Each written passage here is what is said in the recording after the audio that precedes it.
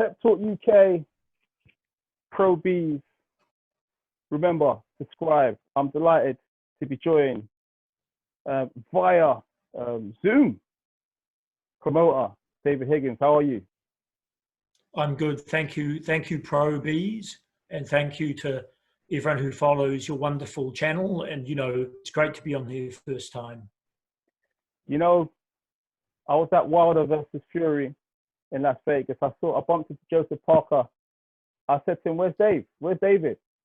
And I said to him, "I wanted to meet you because there's been loads of presses before in London, and for one reason or not, I haven't had the opportunity to interview you.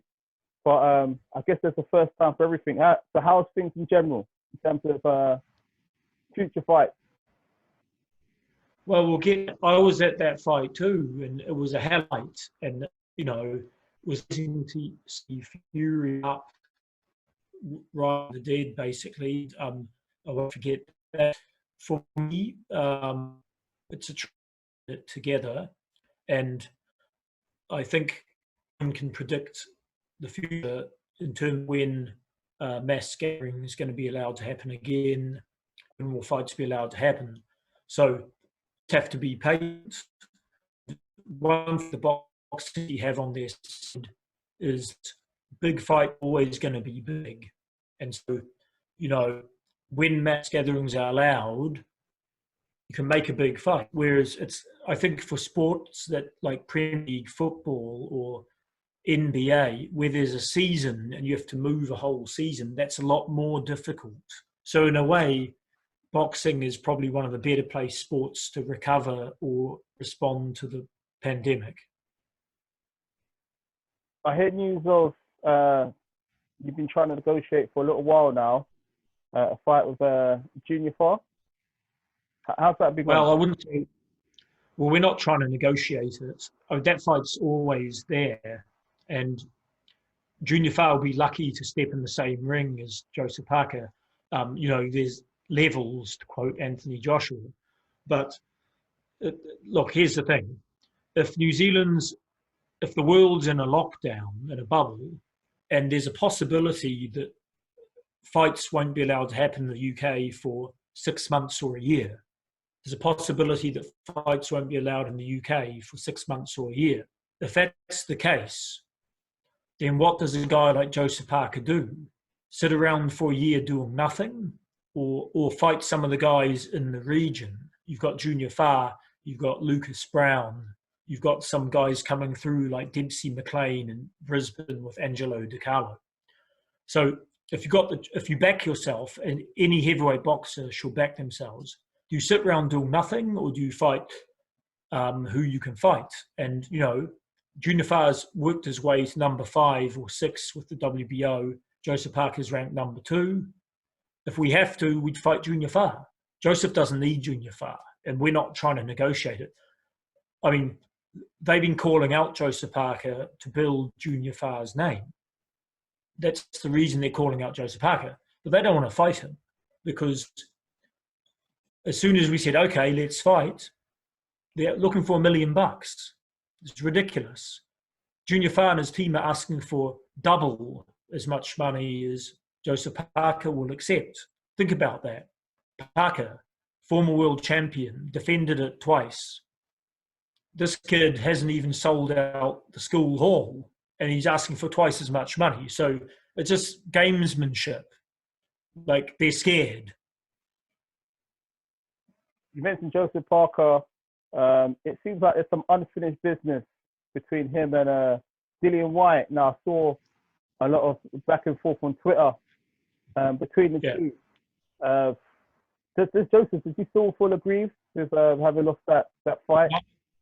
No, Dillian Whyte's full agree. No, it's the other way around. Joseph is cool, calm, and collected. Look at the demeanor, the communication. Let's rewind and rewatch the fight and look at the facts.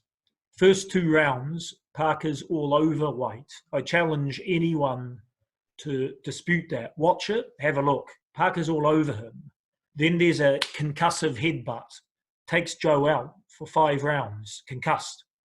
should have been called a headbutt. It wasn't. It was called a knockdown. Gives Dillian a point.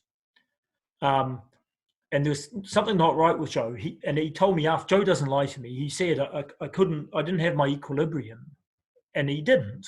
So it gave Dillian about 5 rounds and a point when it was actually a knockdown. Dillian knows this.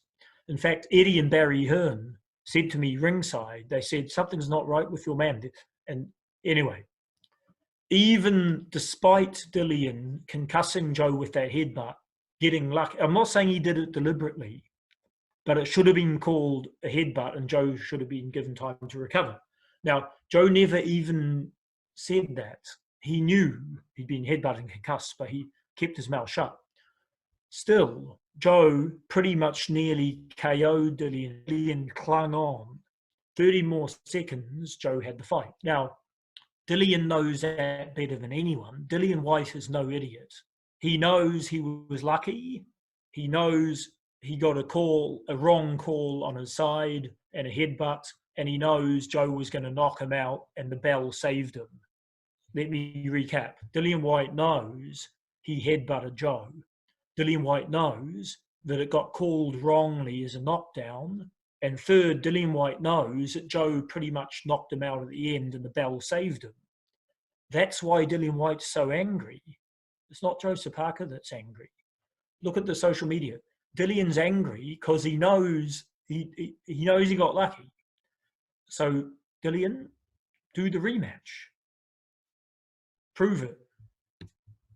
I saw a quote from Dillian Whyte on Twitter saying he'd be happy to beat up Joseph Parker once again. Good. Let's make it happen. Would you make of, obviously, it's been a little while since they last met. I mean, would you make of the progress of both fighters since the last outing? Of which fight, sorry? It's been a while since the two have fought, and they've had fights afterwards. I mean, who's progressed more since the two met? Look, it's hard to say.